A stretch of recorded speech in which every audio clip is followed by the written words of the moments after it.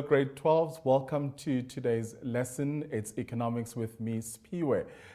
Today we're going to be looking at the new economic paradigm, which is quite a fascinating topic or section to look at, because here we learn quite a few interesting things about business cycles and the role of government and how government tries sometimes to smoothen them up a bit in order to eliminate uncertainty. So it's going to be quite an interesting lesson, so stay glued where you are.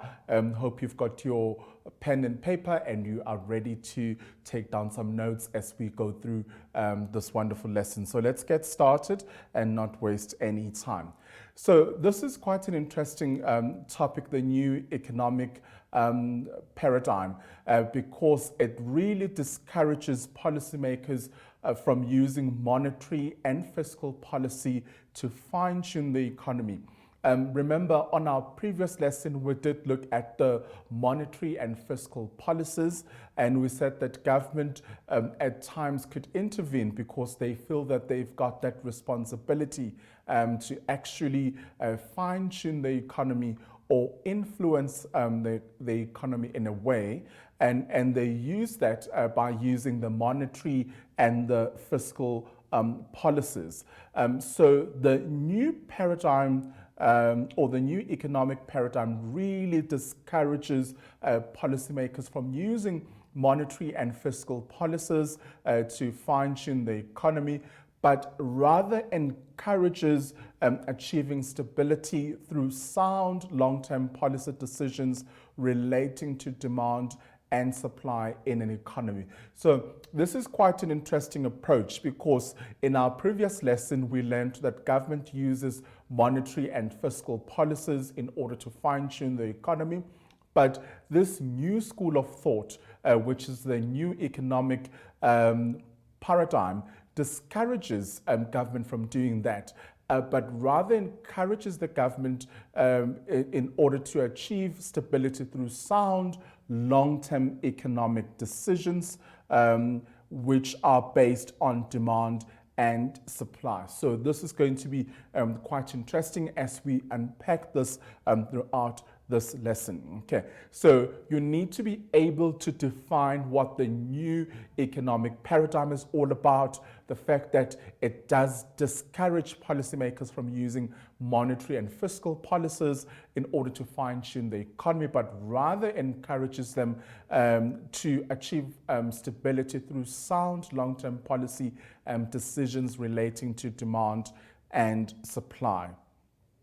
Okay, so let's move on and look at the demand-sided policies. Okay, so that's what we're going to start with, and I'm just going to move my screen up. There we are. So the demand-side policies focus on aggregate demand in the economy. When households, firms, and governments spend more, demand in the economy increases. This makes the economy to grow, but can lead to inflation. Okay, so we've got some participants here from the circular flow. So we've got households, we've got firms, and then we've got the government. So in the demand side policy, the focus will be obviously on the aggregate demand, which states that if households, firms, and governments spend more money or spend more, the demand in the economy will increase, and then this will make the economy grow, which is good news because we really like to see some more economic growth. And you know that when we study economics, economic growth is a very important concept because we try and measure the economy by looking at the GDP, the economic activity that has been happening in the country, because when we've got more economic activity, then we've got a growing economy. So when we've got households, firms, and governments spending more, this creates a huge demand. So demand will increase, and then this in result will make sure that our economy grows. But this could lead to inflation. Okay, so here's a challenge there. So it was all good going through all of this until we came across inflation, because we know that it is important that we control the inflation rate. And government, in our previous lesson, we looked at the whole issue with the repo rate with the South African Reserve Bank and how the repo rate will influence the commercial banks to also increase the interest rates if the Reserve Bank increases the repo rate. So we want to control the inflation, which is a general rise in prices.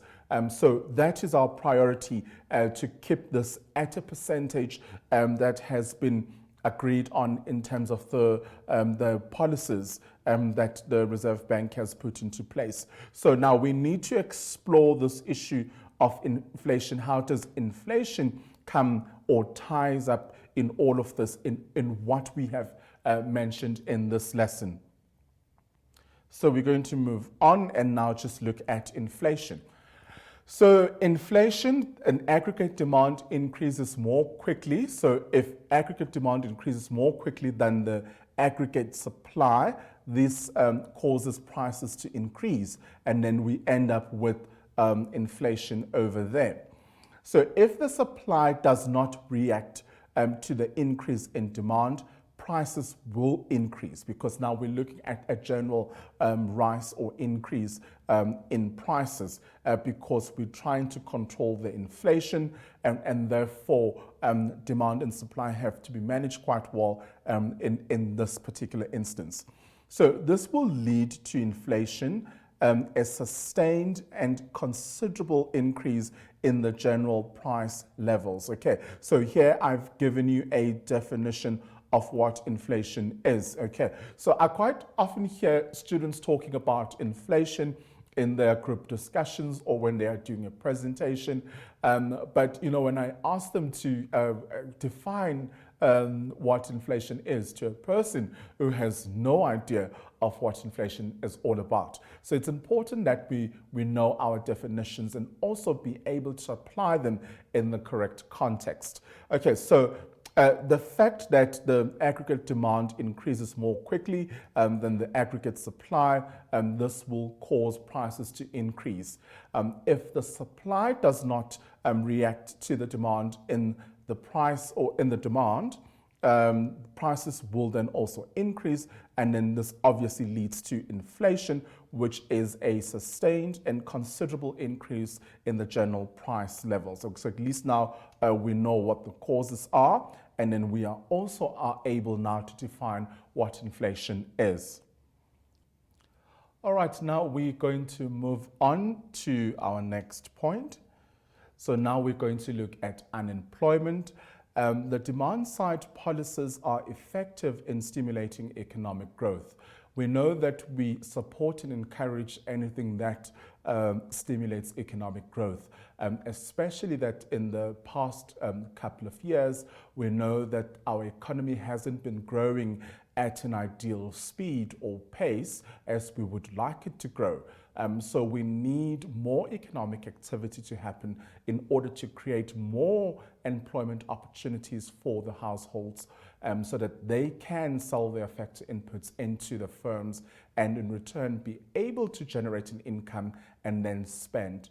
Remember to keep in mind the relationship between production, spending and income, because that gives us a nice picture of what economic activity is all about.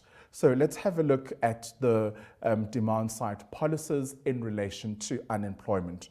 So now we know that they're quite effective when it comes to stimulating economic growth, which is something that we do encourage and get very excited when we come across. But economic growth can lead to an increase in the demand for labor. Okay, now that the economy is growing, obviously the firms are going to require more people who have the skills and the expertise to perform certain tasks. So this is a good thing, obviously, for the households, because they will be able to get employment opportunities from the firms. But the demand for labor will increase because of the economic growth that is currently happening at the time. So this will then lead to an increase in demand for labor. As a result, more people will be employed, and unemployment will decrease. Okay, well, that's an ideal situation where we've got more economic activity, more people are being employed, and unemployment will then decrease or will be reduced. Okay, so that's an exciting thing. So that's something that we do encourage and we hope to see happening. Right, so as unemployment decreases, inflation is likely to increase. Okay, now that you've got more people who are employed, and therefore are earning an income, and now they can participate in economic activity because they have a source of income. So they will now purchase consumer goods or goods and services that they want or that they want in order to satisfy their needs. So as a result of the fact that employment has increased and therefore unemployment will decrease. So as unemployment decreases, inflation is likely to increase. This relationship between unemployment and inflation is illustrated using the Phillips curve. Okay, so we're going to now look at this relationship between unemployment and inflation. Okay, so we know that economic growth will lead to an increase in labor, and as a result of that, employment will increase and unemployment will decrease. And in order for us to understand this relationship between inflation and unemployment, we're going to look at the Phillips curve because it will give us a nice picture of what's the relationship between unemployment and inflation as well. Okay, so we will look at that, we'll come back to that, and then we will show you how the relationship works in that. But in the meanwhile, I want us to move on to the supply side policies, which include the reduction of costs of production. So that's the first point that we're going to look at in terms of infrastructural services, administrative costs, and cash incentives. So we will look at that. And then also improving the efficiency of inputs that can be done through tax rates, capital consumption, human resources development, and free advisory services as well. So that will contribute towards improving the efficiency of inputs.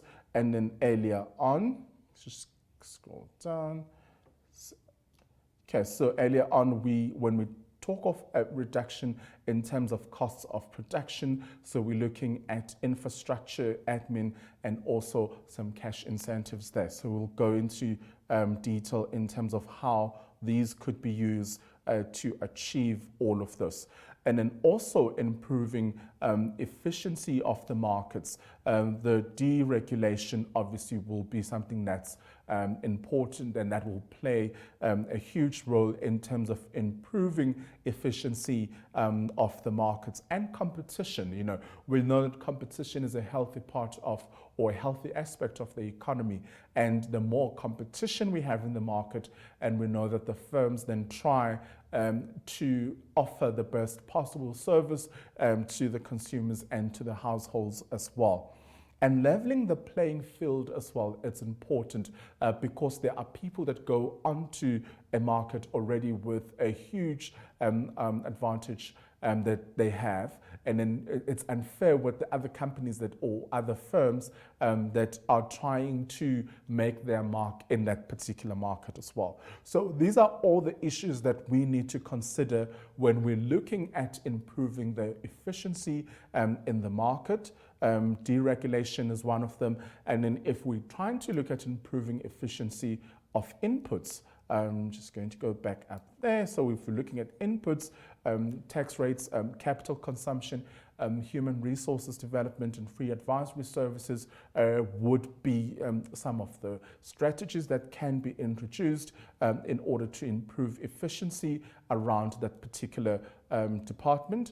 And then if we're looking at the production costs, and then we're looking at infrastructure, because infrastructure is important, because without proper infrastructure, then economic activity is somehow affected because the firms aren't able to carry out their mandate because they are limited by the availability of the infrastructure. So it does have a negative impact on the firms, and also it will have an indirect or direct impact in the households as well, because when we develop our infrastructure, we're going to need the people in the labor market to provide their skills and expertise in order for us to grow our infrastructure further. And also some cash incentives always work when you are trying to reduce costs, and saying that, if you work within this particular budget, or you make sure that you're using renewable energies in order to perform the task at hand, those do play an important role in terms of reducing costs. Okay, so let's move on. So what are some of the features underpinning forecasting with regards to business cycles? Because when we look at business cycles, we're trying to predict as well what's going to happen. We're trying to work out the trends and say, well, it has been a trend, and we know that every 2 years this particular situation happens. So it's important. I know when you are watching the news, you will see people being interviewed, and they've been asked to predict what they think would happen if a particular decision is made, an economic decision. And sometimes, even if a political decision is made, people, have different opinions of what they think would happen in terms of the world of economics and the economy as such, because it's important for us to always understand how the economy reacts to certain decisions and certain policies when they are put into place. So now we're going to look at the features underpinning the forecasting with regards to business cycles. But before we do that, we're going to take a quick commercial break, and we'll be back right after this.